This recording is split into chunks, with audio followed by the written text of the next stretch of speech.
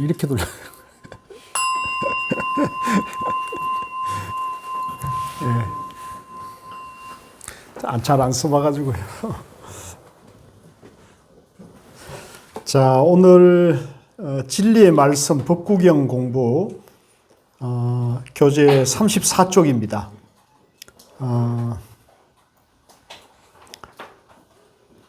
같이 읽겠습니다. 누가 이 대지를 정복할 수 있을까? 누가 천상과 지옥을 정복할 수 있을까? 그 누가 감동적인 법문 엮기를 솜씨 있는 이가 고운 꽃을 꾸미듯 할까? 참된 수행자는 이 대지를 정복하고 천상과 지옥을 정복할 수 있다. 진실한 수행자만이 진리의 말씀을 엮을 수 있다.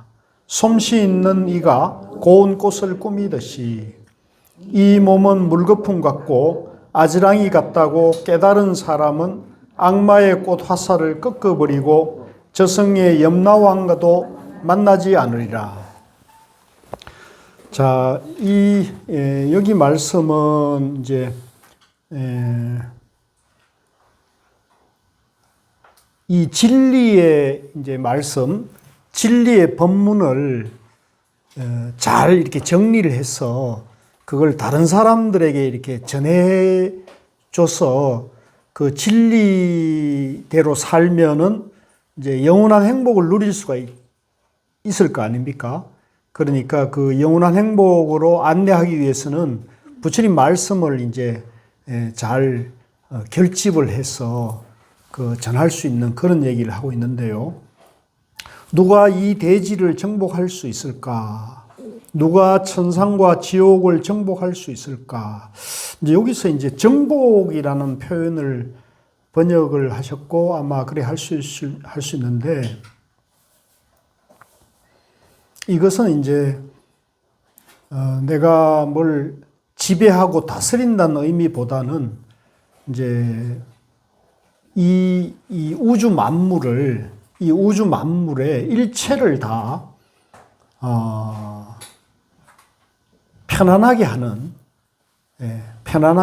그러니까 정복하는 사람도 마음이 편안하고 정복당하는 일체 하늘과 천상과 지옥도 편안한 행복하는 그런 걸로 이해를 하셔야 될 것 같아요. 이제 그러려면 그 마음이 편안해지는 그 진리, 그 진리의 지혜를 이제 법문, 우리가 부처님 법문이라죠. 부처님 법문. 그 누가 감동적인 법문 엮기를 솜씨 있는 이가 고운 꽃을 꾸미듯 할까. 이제 요즘도 이제 꽃꽂이라는 그것이 이제 화원이 있고 그렇게 하는데 당시에도 아마 꽃을 이렇게 이쁘게 모아가지고 장엄하는 게 있었던 것 같아요. 그죠? 이제 뭐 아무래도, 궁궐이나 이제 권세 있는 집에는 이제 그런 장엄이, 꽃으로 장엄, 예를 들면 뭐 정원을 이쁘게 가꾼다든가, 그죠? 또 궁궐에 가면 우리가 그 궁궐에 정원들이 다 있고 그러지 않습니까? 또 재산이 좀 생기면 집 꾸미기를 좋아하듯이 이제 솜씨 있는 이가 고운 꽃을 꾸미는 것도 그때나 지금이나 이제 중요한 그런 역할인데, 이 중요한 것은 이제 우리가 꽃을 보면 누구든지 아름답다 이래 하듯이 이 진리의 법문을 이제 누가 잘 엮어 놓으면 그 법문을 보고 이제 감동하고 또 마음이 편안해지고 이제 지혜를 낼 수 있는 그걸 얘기하는 거겠죠. 근데 그게 이제 참 어렵겠죠. 그 경전을, 예를 들면 이 법구경이라는 이 경전도 부처님이 이제 법문한 것을 하나로 이렇게 모아가지고 이렇게 경전을 만들어냈잖아요. 그런데 이렇게 했을 때 이제 부처님 말씀하신 그거는 이제 그 당시로는 이제 기록이 뭐 문자나 종이나 이런 것들이 지금처럼 녹음기나 이렇게 동영상처럼 이런 게 있어서 그냥 딱 찍어놔면 끝나는데 그런 게 없었던 시대 아닙니까? 그러니까 결국은 부처님 법문하는 걸 듣고 오로지 기억을 했어. 그죠? 기억을 해가지고 이제 그걸 여러 사람이 모여서 내 기억이 맞느냐를 갖다가 이렇게 검증해가지고 그거를 이제 하나로 하나의 문장으로 딱 정립을 했겠죠. 그걸 이제 결집이라고 그러거든요. 부처님 그 경전을 갖다 결집이라고 하는데 그 일 자체가 이제 사실은 굉장히 쉽지 않은 일이었던 거고 그 과정에서 이제 솜씨가 좋은 그러니까 일단 기억력이 뛰어나야 될 거고 기억력이 뛰어나야 될 거고 또 그 기억한 것을 정확하게 이렇게 부처님 그 말씀의 어떤 그런 분위기나 그 뜻이나 그런 것을 이제 정확하게 담아낼 수 있는 그런 솜씨가 있는 사람이 이제 있어야 되겠죠.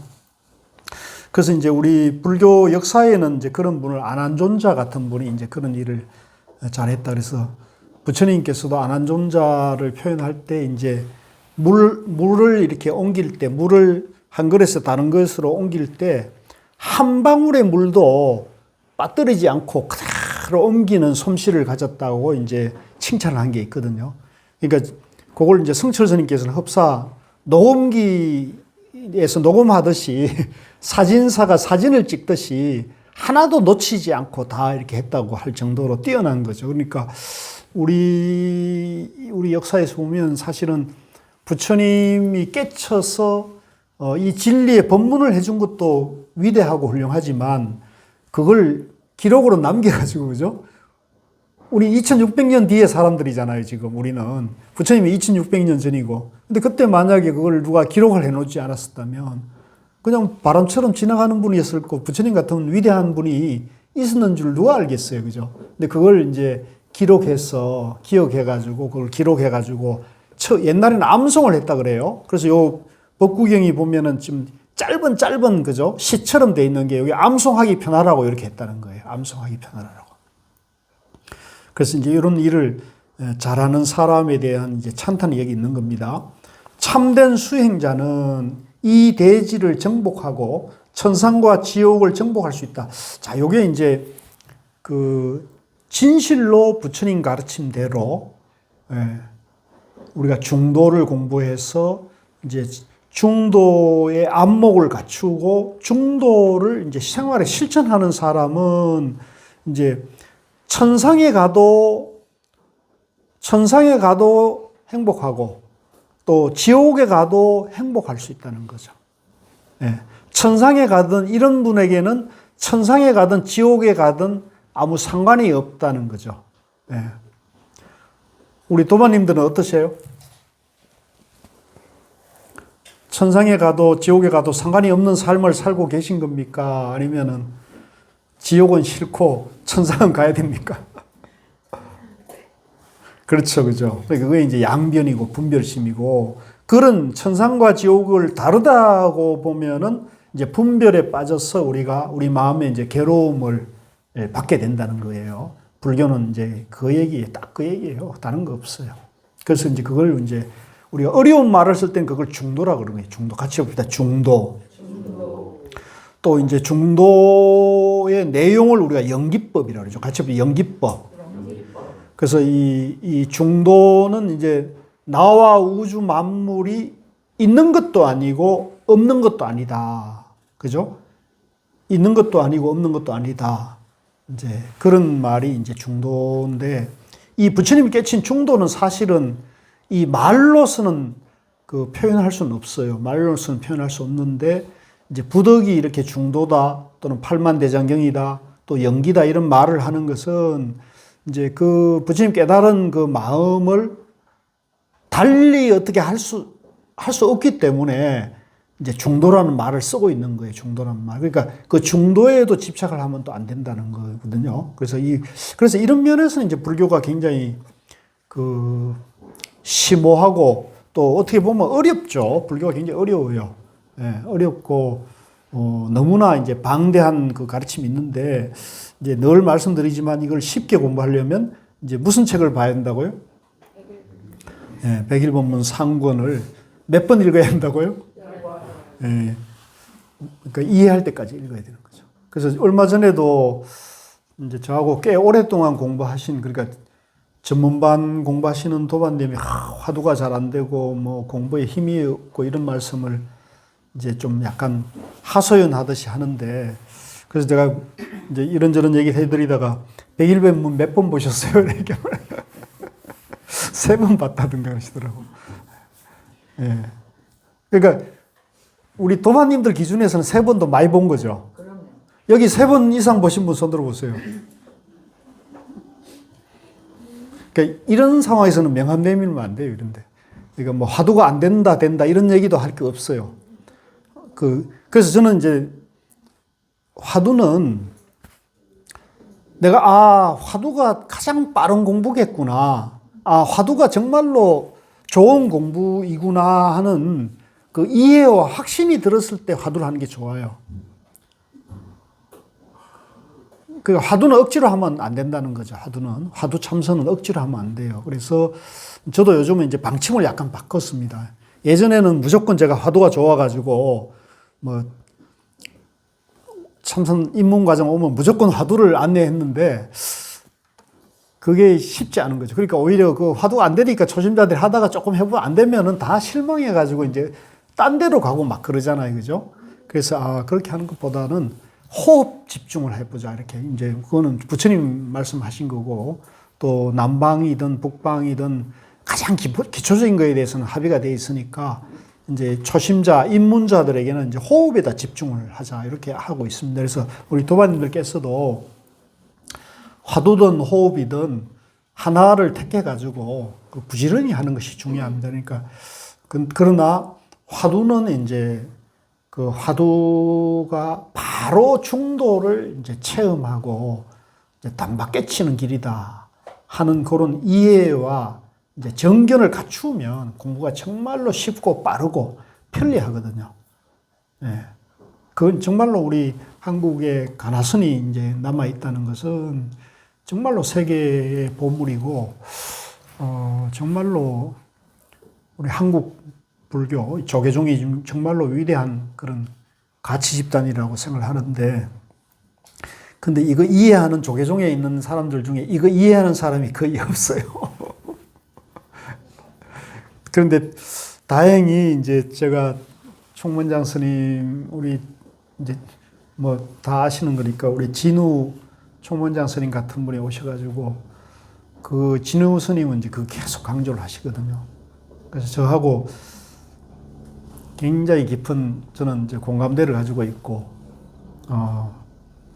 우리 조계종 총문장에 저런 분이 계시다는 것이 그래도 기울어 가던 조계종에서 복이 좀 아직도 있구나. 그래서 다시 이제 이거를 다시 이렇게 세우는 지금 불사를 하고 있는 거예요. 그래서 일주일에 한 번씩 원장 선생님 집무실에서 이제 공부 모임을 하면서 이제 이걸 어떻게 이 좋은 공부를 어떻게 이걸 대중에게 전달하고 세계에 알릴 것인가를 갖다가 논의를 하거든요. 좋죠? 네. 그래서 지난 금요일 날이죠. 금요일 날은 이제 일단 숙제 하나는 해결했습니다. 이제 요즘 템플스테이가 굉장히 대유행이고 특히 젊은 사람들도 많이 오잖아요. 그거 다 좋아하니까.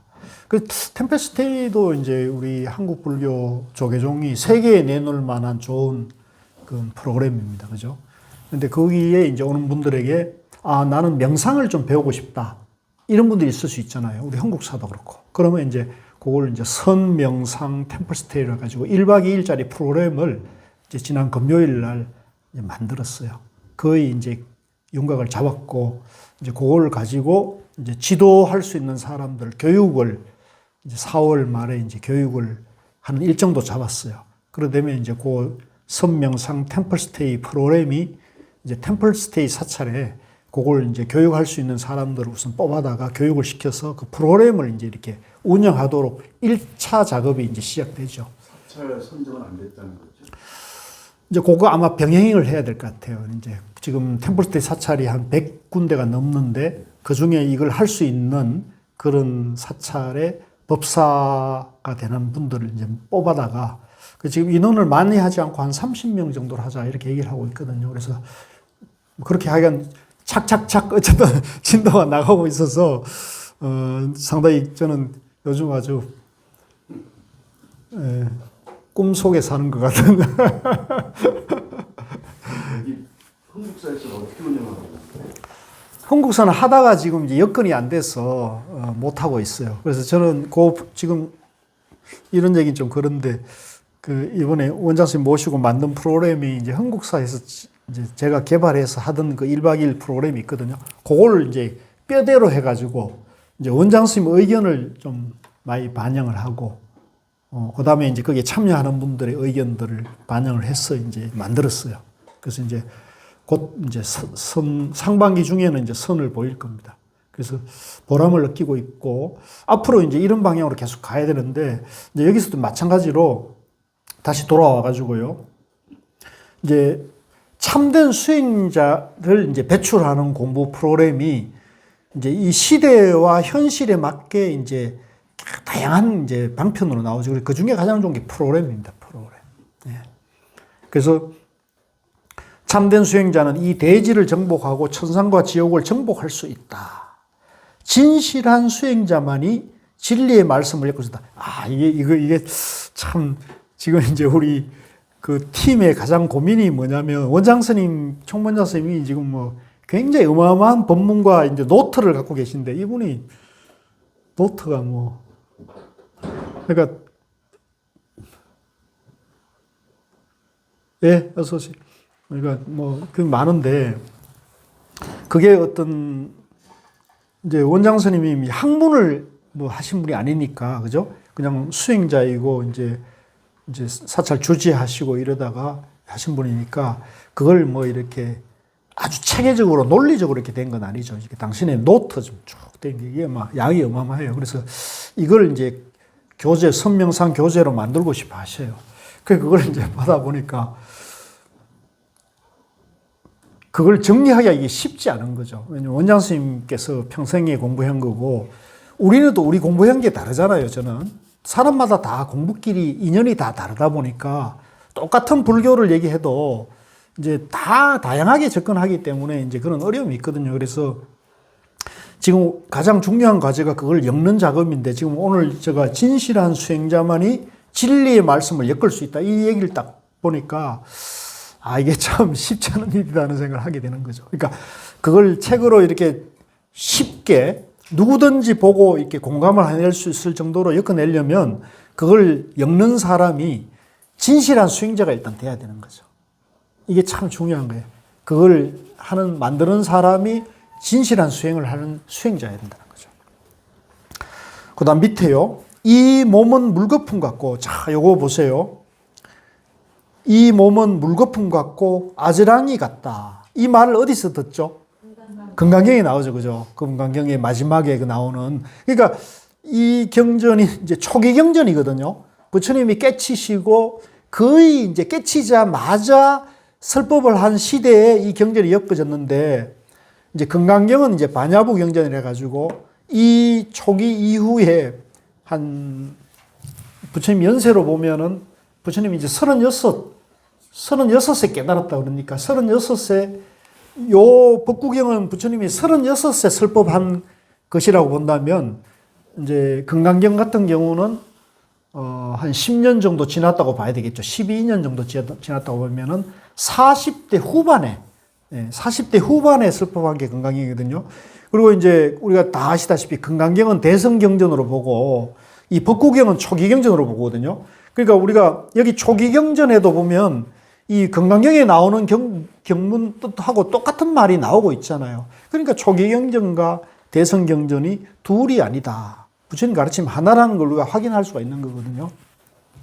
그래서 이 몸은 물거품 같고 이게 영기고 무아라는 거죠. 이게 영기고 무아라는 거다.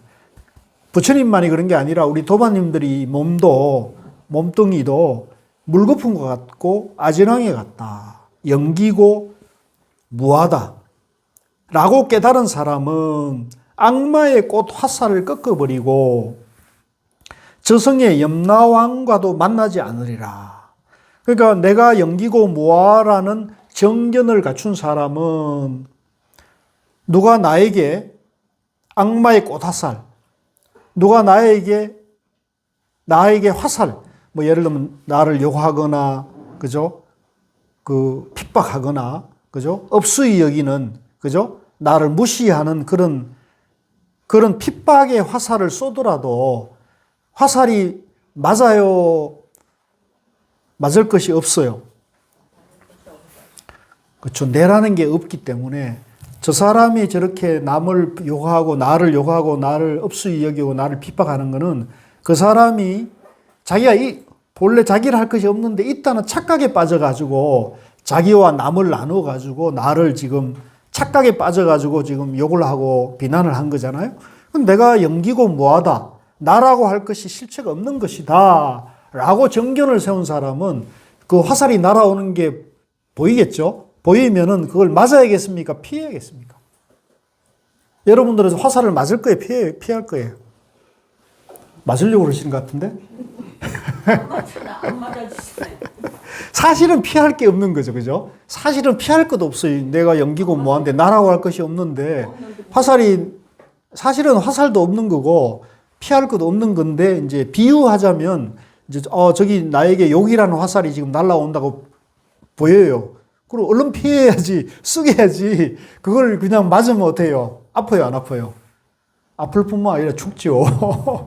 그러니까 그걸 보고 피하는 것이 이제 정견을 세우는 거예요, 정견. 그래서 요로 얘기가 이제 반야신경의 첫 대목에 나옵니다. 이제 관자재보살이 깊은 반야 바라밀다를 행할 때 5가지 쌓임이 모두 공한 것을 비추어 보고 온갖 괴로움에서 벗어났느니라 이렇게 얘기하잖아요. 조견 오온 개공 도일체 교의란 말이 있는데 이제 우리 불교에서는 오온 나를 우리 인간의 이 몸을 오온이라 그래요. 같이 부르죠. 오온. 오온이 이제 색수상행식이라는데 물질, 수, 이제 받아들임, 감촉, 상, 느낌, 행, 의지작용, 그 다음에 식은 이제 인식을 말해요. 인식. 저장까지를 포함한. 그래서 이 5가지가 사람을 이루고 있다고 보는데 5가지가 사람을 이루는 요소라고 하는데 이 5가지가 모두 공하다고 영기고 뭐하고 공이라고 하는 것을 정견을 세우면 누가 나를 헐뜯거나 비난하거나 욕을 먹이더라도 모든 내가 그 괴로움에서 벗어날 수가 있는 거죠. 괴로움뿐이 아니라 재앙까지도 이제 극복할 수가 있다 그러거든요. 그래서 그 얘기입니다. 그래서 이 몸은 물거품 같고 아지랑이 같다고 깨달은 사람은 악마의 꽃화살을 꺾어버리고 저승의 염라대왕도 만나지 않는다. 이건 무슨 말일까요? 왜 염라대왕을 안 만날까요? 그렇죠. 네. 깨달았기 때문에 생사윤회에서 해탈한 거잖아요. 생사윤회에서 해탈했기 때문에 죽음마저 해결했기 때문에 죽어서 다음 세상을 가면은 해탈한 겁니까? 윤회 안에 있습니까? 윤회 안에 있는 거잖아요. 그죠? 그러니까 이제 이 공부를 하시더라도 생사윤회 안에서 공부하지 마시고 생사윤회에서 해탈하는 공부를 하셔야 돼요. 요 얼마 전에 제가 지난 시간에도 말씀드렸지만 그 실상사에서 그 향봉 스님이라는 분이 이제 윤회는 없다. 그렇게 말씀하니까 그 옆에 도법 스님도 나도 공감한다 이러시더라고요. 그러니까 향봉 스님, 도법 스님은 윤회를 부정하신다 이래가지고 또 어떤 그 아래 수자 스님이 저분들은 단멸론자라가 또 엄청 비판을 해요.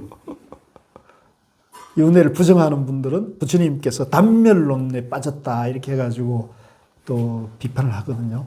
그래서 이제 그런 걸 이제 공부하는 불자들 입장에서 보면 좀 혼란스럽죠. 그죠? 어떤 분은 윤회를 말하고 어떤 분은 윤회를 부정하고 이러니까 혼란스러운데 저는 이제 오히려 우리 한국 불교에 저런 논란, 시비, 논쟁이 있는 것이 저는 우리 불교를 좀 더 성숙시키고 발전시키는 과정이라고 봅니다. 왜 그러냐면 우리가 과거에는 총무원장 정정 자리를 놓고 싸웠잖아요. 옛날 뭐 봉원사 주지 자리 놓고 막 피 터지게 싸우고 총무원장 놓고도 피 터지게 싸운 거 많이 보셨죠, 여러분들은? 우리 젊은 친구들은 못 봤겠네. 몇 년생이지? 2004년 못 봤겠다. 그게 거의 마지막 싸움이 99년인데 나는 그 총무원에 거기서 일을 하고 있었거든. 그런데 이제 어떤 자리 싸움, 권력 싸움 하는 것, 이권 싸움은 세속에다 누구나 하는 거 아닙니까? 그죠? 그러니까 사실은 우리 조계종이 그동안은 그 이권 싸움, 이해관계 싸움 하는 거니까 세속하고 전혀 다른 게 없었어요. 그런데 이제 그런 걸 넘어서서 이제 진리에 대한 그 논쟁, 토론, 이거는 좋은 거잖아요. 그래서 저는 법에 대한 논쟁이나 이런 것은 오히려 이제 자기 마음을 이제 밝혀나가고 세상 사람들에게 진리가 뭔지를 바르게 전하고자 하는 것이니까 이런 싸움은 뭐 싸움이 물론 없는 게 좋습니다만은 저는 이해관계 싸움 하는 것보다는 좋다고 봐서 그런 그 논쟁을 저는 더 하면 좋겠다고 나는 이제 약간 부채질을 하려고 지금 하고 있어요. 물론 저도 제 입장은 있죠. 물론 저도 제 입장은 있지만 어쨌든 그런 것이 있게 그 많은 것이 좋다는 그 뜻을 좀 이해해 주시면. 그래서 저승의 염라왕도 만나지 않는 것은 이제 깨달으면, 그죠? 깨달으면 내가 영기무아 중도라는 걸 안 사람이잖아요. 나라고 할 것이 없다는 것을 이제 부처님이 무아로 설법을 해서 부처님은 깨닫고 계속 이제 영기무아 중도를 설하고 있단 말이에요. 나라 할 것이 없다. 나와 나의 것이라는 것은 본래 없는 것이라는 걸 하는 거고, 깨닫지 못하면 내가 있는 거잖아요. 깨닫지 못하면 내가 있고 나는 중생이 되잖아요. 그래서 여기에서 마찬가지로 내가 중도, 영기, 무아라는 걸 깨닫지 못하면 아무리 좋은 일을 하고 아무리 많은 복을 지었더라도 그 사람은 죽어서, 예를 들면 정말 그 복을 많이 짓고 착한 일을 해서 인간 세계, 다음 세계 천상입니다. 천국에 가더라도, 그죠? 천국에 가더라도 거기도 윤회에서 태어나는 거란 말이에요. 그러면 그 천국에 가서 좋은 일만 있겠어요? 천국에서? 극락에서? 거기서도 또 나쁜 짓을 하면은 다시 지옥 갈 수도 있고 인간 세계로 하방이 될 수도 있단 말이에요. 그러니까 그런 공부는 이제는 하지 마시고, 그동안 우리나라가 대부분 불교 그러면 복 지어가지고 극락 왕생 해달라는 게 모든 99.9% 불교가 그랬단 말이에요. 그죠? 근데 이제는 이 개명한 시대에 이 지식 정보화, 그죠? AI가 출현한 이 시대에 이제는 이제 똑바로 부처님 가르침이 뭔지 정통으로 알아가지고 똑바로 공부하면은 이게 훨씬 쉽게 갈 수가 있겠죠. 옛날에는 부처님 법문을 들으려 해도, 그죠? 예를 들면 여러분도 한번 생각해 보세요. 저 해인사에 성철 스님이 계시는데 성철 스님 법문 들으러 가려면 맨날 며칠을 준비해가지고, 그죠? 또 그때는 차도 없었을 것 같으면은 여기서 해인사까지 가려면 열흘 보름은 걸어가야 될 거 아닙니까? 근데 먹고 살아야 되는 사람이 누가 그걸 갈 수 있겠어요? 불가능해요. 근데 지금은 유튜브에 가면 다 톡톡톡 지르면 다 나오잖아요. 성철 스님 법문이 그대로 누구든지 볼 수가 있는 시대가 됐잖아요. 그러니까 이런 시대는 불교를 보다 더 정확하게 근본을 찾아가가지고 바르게 공부하는 것이 중요한 거죠. 그런 면에서는 이제 논쟁이 일어나고 토론이 일어나고 이런 거 좋은 것인데, 그렇게 하면은 이제 바로 해탈할 수 있어서 내가 선택해서 깨달으면 내가 선택해서 내가 좀 지옥 가가지고 지옥 중생들에게 이 가르침을 전해줘야겠다면 그분은 지옥에도 갈 수 있고, 나는 그동안 너무 고생했고 너무 내가 좀 피로하니까 나는 극락에 가서 좀 쉬어야겠다 그러면 극락에 가실 수도 있고, 내가 저 보니까 주변에 이웃집에 누가 있는데 그 친구가 너무 안쓰럽게 사니까 내가 그 친구 옆에 가가지고 그 친구를 다시 깨달음의 길로 안내하겠으면 다시 인간 세계에 다시 올 수도 있고, 이게 안 좋겠습니까? 반응이 왜 이래요? 그게 다 네. 내가 있기 때문에 윤회가 되는 거 아닌가? 그래서 내가 있다고 하면은 이제 생사 윤회를 벗어날 수가 없죠. 그래서 이제 그 그 도법 스님이나 향봉 스님 그런 분들의 얘기 보면은 이제 그 없다 이렇게 하면은 양변입니까 중도입니까? 그건 간단한 건데 그분들이 그렇게 말씀하시대. 그래서 나는 가서 좀 얘기해드려야 되나 어떻게 할까요? 그렇게 말하면 안 되는 거거든요. 예? 예? 깨치지 못하면 고우 스님은 정확하게 그렇게 말씀합니다. 고우 스님 여러분들 그 유튜브 본문 같은 걸 들어보시면 고우 스님 뭐라 그러시냐면 깨치지 못하면 생사윤회하는 거고 깨달으면 윤회에서 해탈하는 거다 이렇게 말씀하시죠. 그렇게 얘기를 해야 되거든요. 그러니까 윤회를 있다 없다는 식으로 얘기하게 되면 양변에 떨어져 가지고 그건 올바른 부처님 가르침이 아니라요. 아, 내가 이렇게 말하면 양쪽에 공격받을 수도 있는데 뭐 할 수 없습니다. 공격해도 뭐 나는 내가 공부한 걸 얘기해야 되니까 그죠? 그래서 그렇게 정리하시면 됩니다. 아시죠?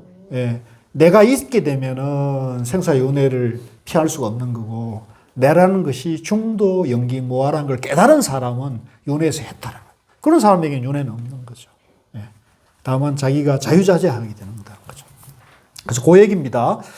자, 35쪽으로 왔어요. 같이 읽겠습니다. 꽃을 꺾는 일에만 팔려 제 정신을 차리지 못한 사람은 죽음의 신이 앗아간다.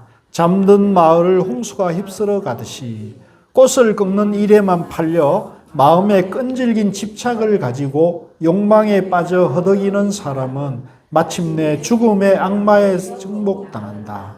꽃의 향기와 빛깔을 다치지 않고 꿀만을 따가는 꿀벌처럼 지혜로운 성자는 그와 같이 마을에서 마을로 걸식을 해야 한다. 그러니까 뭐 이게 사실은 아주 간단하고 쉬운 말 같지만은 실제 실천하는 데는 이게 참 어려운 얘기거든요. 예를 들면 꽃을 꺾는 일에 꽃에 빠져가지고 그죠? 꽃에 집착해가지고 꽃 꺾는 일에만 팔려가지고 제 정신을 못 차린 사람. 예를 들면 여러분들이 뭐 가령 마약에 중독되거나 알코올에 중독되거나 또 물질에 중독된 사람 있죠. 마약이나 알코올만이 물질이 아니라 돈도 물질이에요. 돈도 중독될 수 있습니다. 그죠? 뭐 좋은 집, 좋은 차, 그죠? 또 좋은 옷, 또 명품, 뭐 백, 뭐 옷, 뭐 차 이런 것들이 다 이제 그걸 이제 과도하게 하게 되면은 이제 집착이 되는 거거든요. 그것도 일종의 정신적인 병이 될 수 있죠. 그래서 누가 그러대 내가 명품인데 무슨 명품이 필요하냐 이런 얘기 있는데 우리 불자들은 그렇게 해요. 내 자신이 이대로 명품이고 이대로 다이아몬드고 금강석이라고 생각하면은 그 명품에 굳이 그죠? 누구처럼 뭐 뇌물 받지도 않을 거고 주지도 않을 거고 그죠? 자유로울 수 있는 거잖아요. 그죠? 그래서 이제 마찬가지로 이런 이제 꽃을 꺾는 일이 요거는 이제 비유하는 겁니다. 물질이나 어떤 돈이나 어떤 명예나 이해관계나 권력이나 이런 데 정신이 빠져 있는 사람은 죽음의 신. 그 사람은 죽음 수밖에 없다는 거죠. 생사윤회의 고통을 받게 된다는 거죠. 생사윤회의 고통만 받습니까? 늙음과 병의 고통도 받겠죠. 그죠? 살아가는 고통도 받는다. 살아가다 보면은 뭐 가까운 사람이 배신을 하거나 그죠? 그런 경우가 많잖아요. 그러니까 그런 죽음의 신 안에 갔습니다. 잠든 마을을 홍수가 그렇죠. 마을이 이제 뭐 그런 우리가 여름에 태풍이 오고 이러면 그런 경우 많잖아요. 그죠? 옆집에 그 노인네가 계시는데 이제 지금 태풍이 오고 있고 큰 물이 내려오는데 얼른 깨워가지고 도피를 하게 해야 되는데 그걸 모르면은 이제 거기에 휩쓸려가는 경우가 생기듯이 우리도 마찬가지로 깨어 있어야 되는 거죠. 우리가 깨어 있어야, 진리에 깨어 있어야 되고 내 존재에 깨어 있어야 됩니다. 꽃을 꺾는 일에만 팔려 마음에 끈질긴 집착을 가지고 욕망에 빠져 허덕이는 사람은 마침내 죽음의 악마에게 정복당. 그렇죠. 이제 이 생사윤회 안에서 살 때 내가 이제 물질이나 명예나 또 권력이나 이해관계에 집착해가지고 거기에 이제 안절부절하는 사람은 수많은 이제 업을 지을 수밖에 없습니다. 물론 그 중에 가끔 착한 일도 하겠지만은 대체로는 그런 이제 업을 짓게 되면은 결국은 생사윤회의 고통을 피할 수가 없게 된다는 거죠. 그 다음 밑에 꽃의 향기와 빛깔을 다치지 않고 꿀만을 따가는 꿀벌처럼 이 얼마나 꿀벌이 지혜로워요, 그죠? 그 꽃에 향기도 있고 뭐 이런 거 있지만은 벌은 거기 가서 그 꿀만 딱 자기가 필요한 것만 딱 지르고는 그냥 가잖아요. 그래서 요즘 뭐 그 과일값이 뭐 폭등하고 있다는데 그 과일값이 폭등한 이유 중에 하나가 꿀벌이 지금 이 기후 이상으로 인해 가지고 감소하면서 봄에 꿀벌이 여기저기 다니면서 이제 이걸 뭐라 그러죠? 수정, 그죠? 예. 그걸 이제 과일 나무에 가서 그 과일 나무 꽃을 이렇게 수정을 해가지고 일종의 발화를 더 북돋는 그 작업을 꿀벌들이 하는 비율이 줄어들고 있다는 거예요. 예, 과일이 이제 뭐 여러 다른 이유도 있겠지만 그런 것들이 이제 되는데 그 앞으로 이 기후 이상 문제를 해결하지 못하면 우리 삶이 이제 공업 그걸 이제 개인의 업도 중요하지만 개개인의 업도 중요하지만 우리 전체 인류 전체 대한민국 사람 전체 일본 사람 전체가 짓는 공업도 피할 수 없거든요. 그래서 이런 것에 우리 불자들이 깨어 있어야 돼요. 그래서 나 혼자만 잘 먹고 잘 살면 된다. 이런 사고는 그거는 부처님의 말씀하신 진리와 지혜의 삶이 아니에요.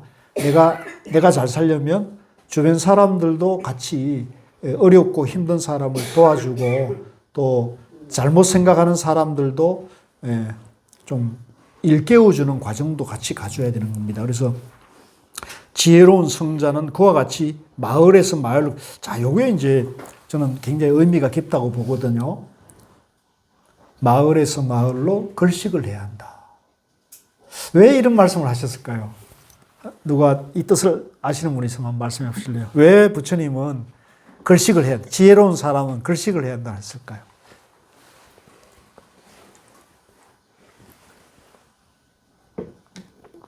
왜 걸식을 해야 될까요?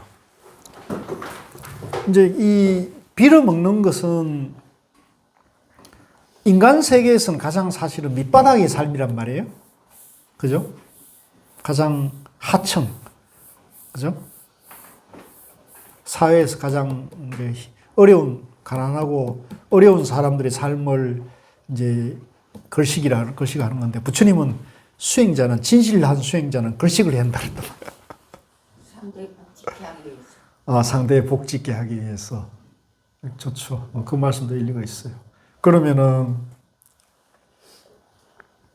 걸식하지 않고 내가 만들어 먹을 수도 있고, 또 내가 뭐 더 맛있는 걸 내가 골라 먹고 싶고 그런 것도 있지 않겠어요?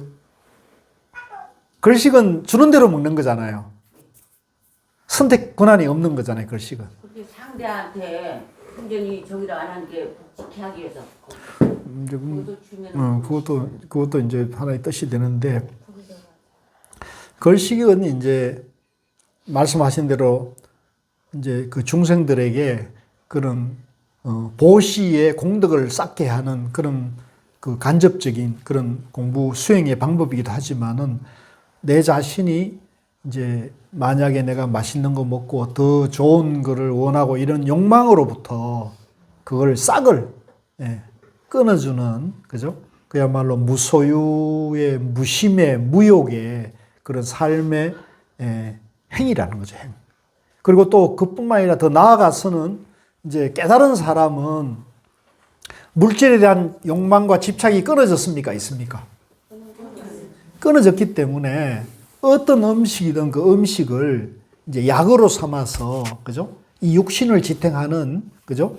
약으로 삼아가지고 볼 뿐이지 그 음식이 맛있다, 맛없다 해가지고 내가 그거를 좋다, 나쁘다 분별로 받아들이지 않게 되는 거거든요. 그러니까 그런 수행자, 깨달은 사람에게는 그런 이제, 걸식의 삶이 아무 문제가 되지 않는다는 거죠. 아무 문제가. 그래서 우리 도마님들께서도 이게 쉽진 않겠지만, 그죠? 요즘과 같이 풍족한 사회에서 맛집 찾아다니고 난리고, 저도 보면은 이게 맛집 리스트가 있어요. 약간 부끄러운 일일 수도 있는데, 근데 뭐 어쨌든 선택의 여지가 있을 때는, 그죠? 뭐 저도 아직 깨달은 사람이 못 되니까 맛집 리스트에 이왕이면, 얼마 전에 혜민 스님하고 오랜만에 이제 한 3년 만에 정심을 같이 먹었는데, 혜민 스님이 이제 오랜만에 만나는 장소가 낙원상가 지하에 가니까 그 맛집이 하나 있더라고요. 청국장집이 있더라고요. 거기 갔는데, 맛있더라고요. 9,000원짜리 청국장인데, 굉장히 맛있더라고요. 밥을 이제 해주더라고요. 가니까 밥을 해주는데 쌀도 좋고 그래서 한번 가보세요. 나중에 여러분들. 낙원상가 지하에 일미식당이라고. 이게 지금 광고하는 것 같은데. 근데 절대 후회하지 않아요. 네, 좋아요. 네, 그 뒤에 또 갔어요. 네, 또 갔는데. 그때 가야지 맛있어요. 그거는 하여간 그렇죠. 근데 어쨌든 이 얘기를 지금 왜 하지? 걸씨. 네, 글씨. 네. 그래서 우리가 이제 뭐 맛집을 가든 좋은 음식 먹더라도 집착 없이, 머무름 없이 먹어야 돼요. 그래서 그러니까 이제 우리가 그런 마음이 돼야 뭐 신라 호텔 뷔페든 그죠? 또 남인데 이제 한 끼를 김밥이라 하나 얻어 먹는 거를 똑같은 가치가 있다고 봐야 돼요. 똑같은 가치가 있다 이렇게 봐야 돼요. 신라 호텔 뷔페를 사줬으니까 저 사람이 나인데 잘해줬다. 저 사람이 나인데 김밥 줬으니까 저 사람 나를 천시하네. 김밥 한 줄밖에 안 주네. 이런 생각을 가지면 안 되는 거예요. 그죠? 다 이제 그에 맞게 이제 평등한 걸로 봐야 돼. 그래서 마을에서 마을로 걸시게. 이 걸시계, 그래서 우리 이제 불자님들은 이제 음식을 차별하거나 또 음식을 이제 가리거나 또 음식을 이제 좋다 나쁘다 맛있다 맛없다 하는 식으로 그 음식을 대하게 되면 그분은 이제 제가 봤을 때는 부처님 가르침을 아직 이해하지 못하고 부처님 가르침을 생활하지 못한 거예요. 저 맛있는 거 좀 갖고 오셔도 괜찮아요. 자, 부담 때문에 못 갖고 오겠어요. 그것도 분별이지. 이제 그것도 분별이라. 자, 36쪽으로 넘어가겠습니다. 같이 읽겠습니다.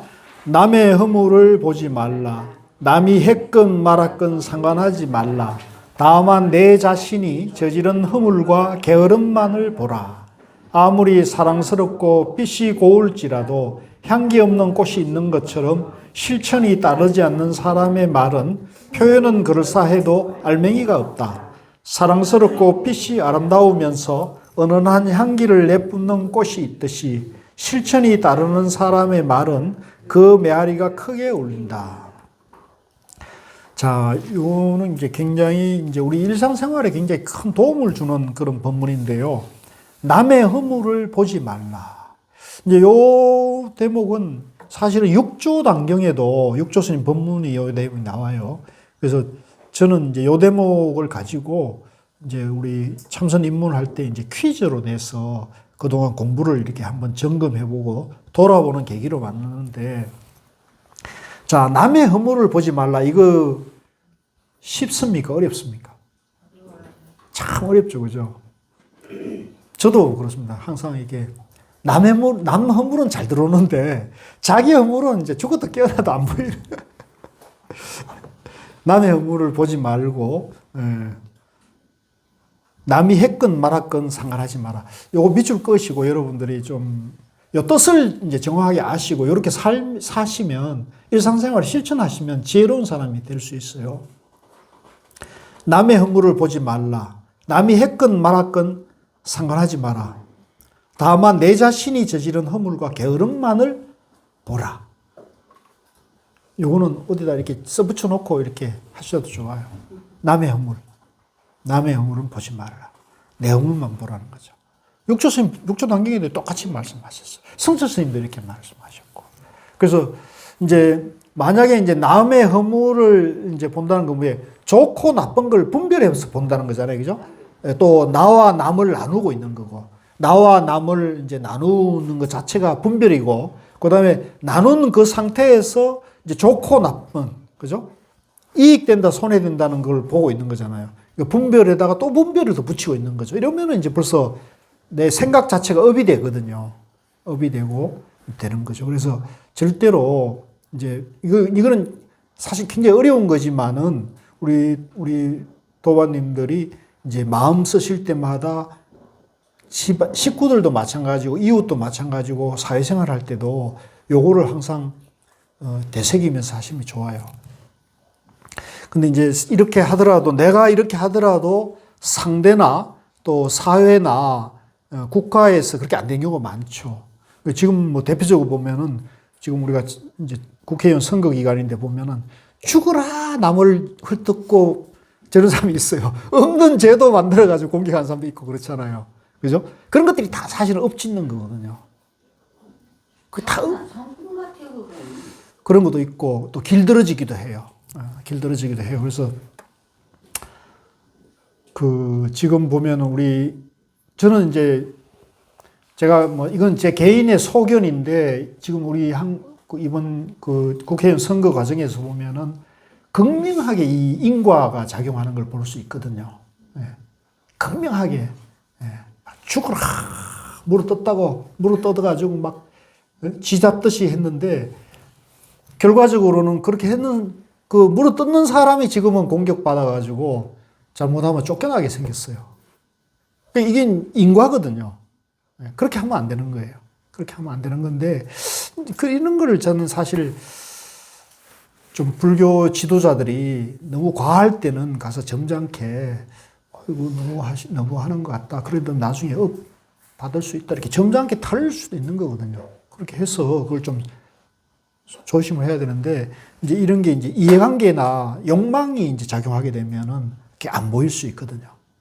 저놈이 나를 죽이려고 한다. 그러면은 이제 내가 먼저 죽여야겠다. 이거는 뭐예요? 조폭 논리 아닙니까? 그렇지 않습니까? 그러니까 정치는 정치답게 해야 되는데 이 조폭 논리가 정치에 개입돼가지고 지금 우리 한국 사회가 내가 볼 땐 그래. 조폭 정치 논리에 지배당하고 있는 이 극단화돼 버리는 거죠. 굉장히 사실은 안 좋은 모습입니다. 굉장히 안 좋은 모습이고 국민들 가슴에도 마음에도 이게 편안하게 정치하는 사람들이 국민들의 마음을 편안하게 하고 행복하게 해줘야 되는데 오히려 국민들 가슴을 더 상처를 주고 편을 가려가지고 이렇게 하는 것은 나는 이런 부분은 이제 크게 과보를 받을 거라고 저는 보는데 그래서 항상 우리 불자들은 이거 명심해야 됩니다. 이걸 생활의 지침으로 삼아줘요. 남의 해물을 보지 마라. 그리고 말하는 거 보니까 나도 지금 남의 해물을 얘기하고 있네, 그죠? 이것도 업이 되는 거죠. 저도 제 업이 되는 거예요. 이거는 감수를 해야 됩니다. 받아들여야 돼요. 그래서 그렇지만은 이제 남의 허물을 보지 말라. 남이 했건 말았건 상관하지 마라. 남이 업을 짓건 말건 그거는 상관하지 말아야 돼요. 그 공연이 끼어들면요, 내가 다칠 수가 있어요. 그런 경우도 많아요. 그래서 다만 내 자신이 저지른 허물과 게으름만을 보라. 자기를 봐야 돼, 자기를. 그래서 성철 스님 뭐라고 그랬어요? 자기를 바라봅시다, 자기를 바라봐야 된다는 거죠. 남 보지 말고, 남의 허물 보지 말고, 자기를 바라보면은 자기가 잡철이 아니고 자기가 이대로 순금이라는 걸 알 수가 있어요. 이것도 중요해요. 도바님들 이거 중요합니다. 남의 허물을 보지 말고 자기 허물만 보면 공부가 이제 바르게 되면은 내가 이대로 다이아몬드고 내가 이대로 순금이고 내가 이대로 본래 부처구나 하는 안목이 깨어나게 돼요. 얼마나 좋아요. 내가 이대로 부처님이고 이대로 내가 절대자고 이대로 내가 하느님이라는 것을 내가 알 수가 있는 거거든요. 이게 내가 이대로 하느님이고 부처고 절대자인 거예요. 이 우주 만물에 나 같은 사람이 유일한 존재예요. 유일한 존재. 그렇지 않습니까? 이 세상에 나 같은 사람이 둘이 있어요? 없어요? 없어요. 그러니까 절대 비교하지 마시고 남과 나를 절대 비교할 가치가 없는 거예요. 비교할 가치가 없는 거예요. 왜? 내가 이대로 순금이고 내가 이대로 우주란 말이에요. 내가 이대로 우주고 내가 이대로 부처고 하나님이라고요. 절대적인 지존이에요. 지존. 이 지존을 어디다가 비교해요? 그 명품 백 그거 하나에 차에 집에 그건 비교 안 돼요. 그러니까 내가 이대로 절대자이고 내가 이대로 우주고 그죠? 이 우주의 천상천하의 유아독존이란 말이에요. 그러니까 이렇게 자기 자존감을 가지셔야 됩니다. 자존감. 그 자존감을 갖춘 사람은 남과 비교하지 않죠. 자존감이 없으면 남과 비교를 해요. 앞집은 그랜저인데 왜 우리 집은 티코입니까? 앞집은 외제차인데 당신은 왜 국산차를 타냐? 이렇게 비교하면은 그거는 어리석은 거죠. 분별이 빠진 거란 말이에요. 그래서 그렇게 하지 마시고 이제 그렇게 하지 않고 자존감을 가진 사람은요. 티콜 타든 국산차를 타든 뭐 중고차를 타든 걸어 다니든 버스를 타든 지하철을 타든 행복한 거예요. 행복한 거예요. 오히려 사실은 그 대중교통을 이용한 게 훨씬 더 건강에도 도움이 되죠. 또 기후 문제를 해결하는데도 도움이 되는 거예요. 그래서 내가 만약에 뭐 서울시장이고 대통령이면 난 대중교통 다 공짜로 하려고 그래. 나보고 하라 그러면 난 대중교통 공짜 이렇게.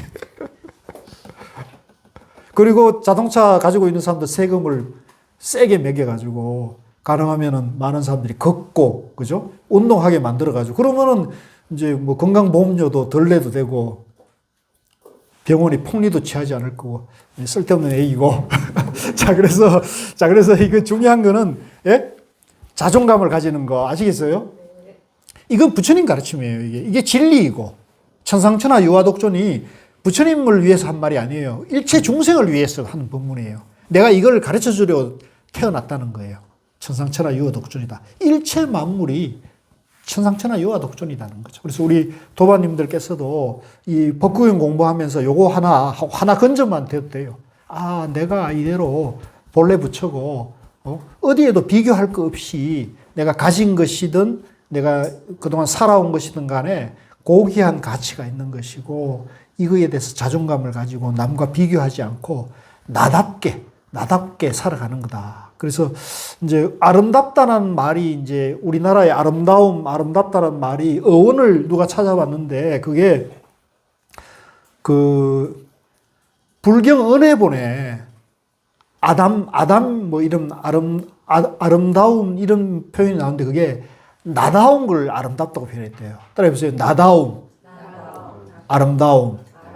그러니까 우리가 아름다움을 볼 때 그 기준이 미의 어떤 그런 그 객관적인 뭐라고 자기들이 뭐 한 그런 미학의 이런 게 아니고 그 사람다운 거.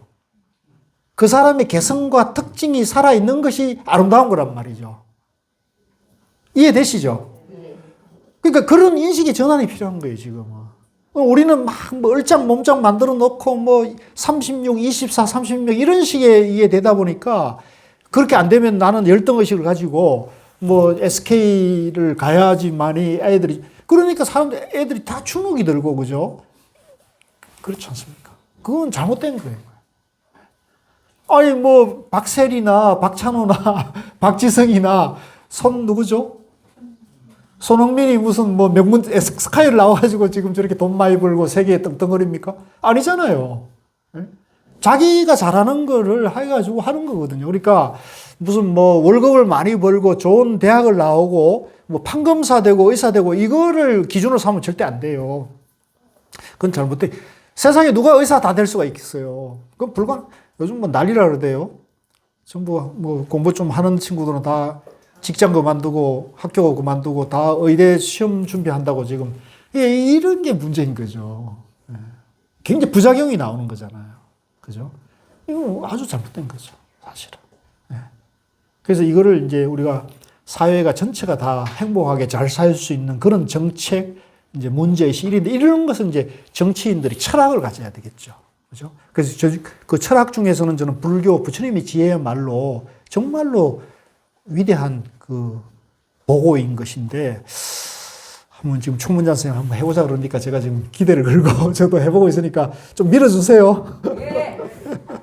아마 저는 될 거라고 봐요. 그러니까 뭐 우리가 이런 생각과 부처님 지혜가 이미 팔만대장경에 다 있으니까 이걸 잘 정리해가지고 이제 그런 사람들 정치하는 사람들인데 정치하게 맞는 그런 법문을 이제 제시하고 그죠? 경제하는 사람 이런 걸 하면 된다고 하는 거죠. 그래서 이제 다만 내 자신이 저지른 허물과 게으름만을 보라. 중요합니다. 아무리 사랑스럽고 빛이 고울지라도 향기 없는 꽃이 있는 것처럼 실천이 따르지 않는 사람의 말은 표현은 그럴싸해도 알맹이가 없다. 이제 저는 좀 우리가 우리의 허물을 좀 이렇게 드러내는 의미에서 제가 말씀을 좀 드리면 그동안 우리 한국 불교나 조계종이 이 부처님과 조사 스님들의 위대한 가르침을 갖고 있었는데 이제 이 법문은 누구든지 할 수가 있거든요. 공부를 좀 해가지고 누구든지 이런 말은 할 수 있는데 말만 했지 우리 조계종의 지도자들이나 이런 큰 스님들이 생활의 실천을 로 보여주는가에 대해서는 저는 의무를 가지고 있는 사람이에요. 법문은 멋있게 하셨지만 그 법문대로 살았는가에 대해서 저는 또 고업을 짓습니다만 우리 집안의 허물을 드러내는 거니까 그렇게 받아들이면 이거는 우리가 반성을 해야 될 부분이 있다고 보는 거거든요. 그런 면에서 저는 고우 스님 같은 분을 제가 발견하고 제가 공부를 따라간 거는 그것을 넘어서는 분이라는 제가 이해와 확신이 좀 들었어요, 저는. 은행일치하려고 했고. 그래서 당신 절에 초파일 때도 연등을 안 달게 하고, 제사 불공도 안 받고, 오로지 부처님 가르침대로 살자는 그런 것이거든요. 그러니까, 말씀하신 그대로 삶을 살아가고자 하는 것이 중요한 거예요. 스승 잘 만났죠? 네. 이것도 저는 그래서 제가 사실 이렇게까지 생각하게 된 건 돌아가실 무렵에 이걸 깨달았어요, 제가. 좀 부끄러운 얘기인데, 내 고백인데, 내가 고스님이 이렇게 위대하신 분인 줄을 살아계실 때 내가 잘 몰랐다니까요. 늘 가까이 계시고, 늘 뭐, 가면 겸상하고, 똑같은 저거니까 뭐, 근데 돌아가실 무렵에 제가 이걸 쭉 공부를 이렇게 정리하시고 또 이분의 생애를 제가 이렇게 글로 정리하다 보니까 세상에 이런 분이 없었구나. 그런 생각이 드는 거예요. 하셨기 때문에 우리가 네, 그래서 우리가 배웁니다. 그래서 제가 이제 이거는 우리가 그러니까 사실은 우리가 이 불교나 부처님 가르침을 공부하고 실천하는 사람은 항상 자기 허물을 보는 것이 중요하다. 자기 허물. 내가 지금 부처님 가르침대로 살고 있나? 내가 오늘 이런 말을 한 것이 부처님 가르침이 맞는가? 내가 오늘 이렇게 사람 관계를 했는데 이것이 부처님 가르침이 맞나? 이게 저 사람에게 도움이 되는 건가? 나만 이익되는 게 아닌가? 나만 잘 되고자 하는 게 아닌가? 이렇게 생각해야 돼요. 그래서 장사하는 사람들이든 사업하는 사람들, 제가 누차 말씀드리지만 그 장사를 하든 사업을 하든 간에 그 고객을, 그죠? 고객을 은인으로 보고 고객을 부처님으로 보고 장사를 해야 된다는 거죠. 이제 부처님으로 보게 되면 이제 모든 걸 보시해야 되니까 그러면 장사가 안 되잖아요. 그러니까 은인. 따라해보세요. 은인. 저 사람이 우리 집에 밥을 팔아주고 물건을 팔아주기 때문에 거기에 들어오는 수입으로 우리 가족들 먹고 살고 애들 교육시키고 저축하고 문화생활하고 종교생활하니까 그 가게에 오는 손님이 뭐예요? 그대로 은인이죠, 은인. 그죠? 그런 생각, 인식의 전환이 와야 돼요. 이러면 장사가 안 될 수가 없다니까요. 그렇게 하면 사기당하고 요새 뭐 그런 사람 어디 있어? 그렇지 않아요. 사람들은 다 알아봐요. 저 사람이 속이려고 나를 이용하는가 아닌가 하는 거는 똑똑한 사람은 다 알아요. 본능적으로 알게 돼 있습니다. 늦게 뭐 속아가지고 사기당하는 경우도 있겠지만은 대개는 알아요. 그리고 그런 사람은 입소문이 빨리 보죠. 저 집 밥 맛있게 한다. 저 사람 진심이다. 저 사람 좀 도와주자. 이런 얘기를 할 수 있잖아요. 저는 그런 사회가 아름다운 사회이고 그것이 그대로 부처님 가르침되고 진실되게 사는 것이기 때문에 그래서 우리가 진실되게 장사하고 진실되게 사는 사람이 사회에서 행복할 수 있게끔 해줘요. 대접받는 시대가 돼야 돼요. 사기치고 남 없어 여기고 남 피 빨아먹고 이래가지고 성공하는 사람이 돼서는 안 되는 거예요. 그래서 실천이 따르는 사람의 말은 그 메아리가 크게 울린다. 그래서 이제 우리가 아는 만큼 실천하는 그런 노력을 기다리는 게 좋습니다. 자, 좀 쉬었다 하겠습니다. 예.